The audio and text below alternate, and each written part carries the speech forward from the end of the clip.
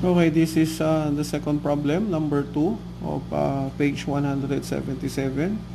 We are given again a DC two-wire system, and then we're going to add another conductor to make it three-wire, three-phase system and in AC. So this is two-wire DC system, and this is three-phase, three-wire AC system. Now, the additional conductor has got the same cross-section as the other two. And then, the diameter of the conductors in all systems are the same. Now, we are asked to look for the additional in terms of percentage, additional load that this system can deliver. Let me repeat. The power transmitted here, and then the power transmitted here. Of course, we have place another conductor, then we can expect larger power to be delivered by this system, so it is capable of delivering more power. So we're going to get the percentage additional load that this system can deliver.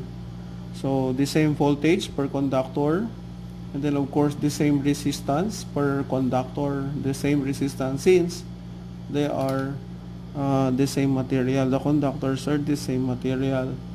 So let us start. For this two-wire DC system, what is its power again?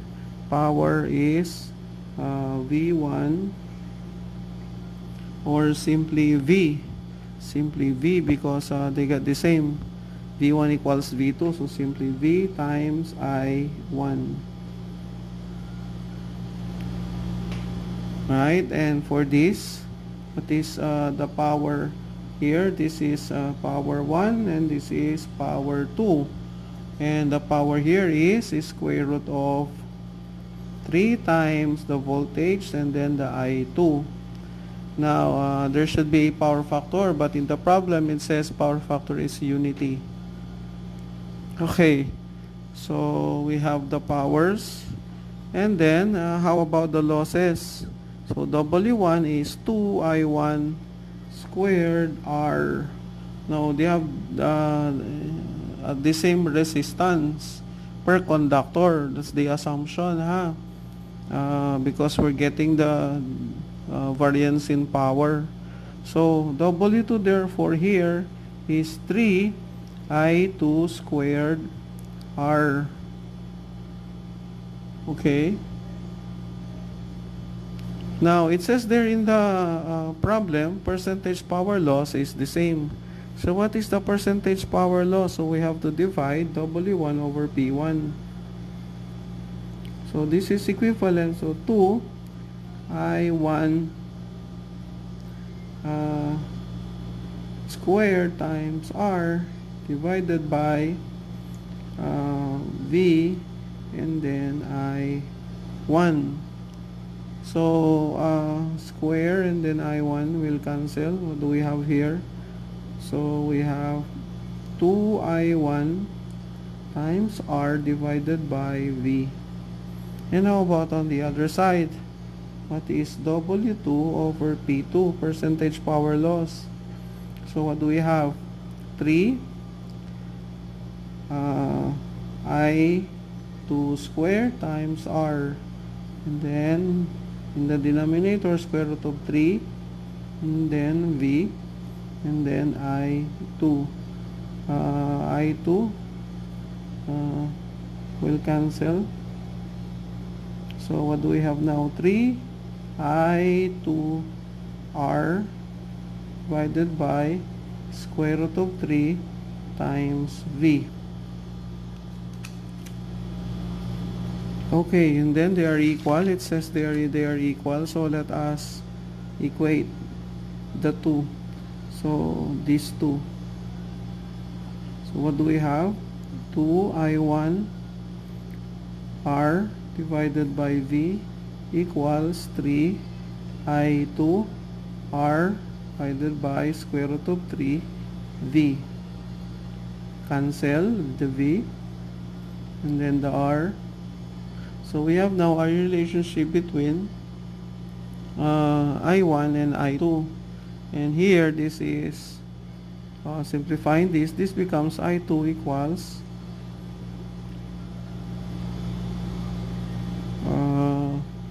2 all over square root of 3 times I1.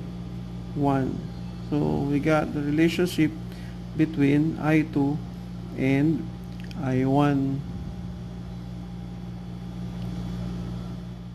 Okay, to get the additional load, we are going to compare their power. So let us say P2 all over P1. What is P2 again? P2 is the power transmitted here, square root of 3 V, and then I2. And then P1 is V times I1. But we found already a relationship between I1 and I2. So this becomes square root of 3 V, and then what is I2? This is 2 all over square root of 3 times I1. And then this one is V I1. Cancel ang V. And I1 also will cancel. So P2 therefore over P1 is equivalent to 2. Or simply, P2 equals to P1. So this is now our answer. What does that mean? Power transmitted by the DC-2 wire system will double in capacity if we're going to convert that to 3-phase 3-wire system.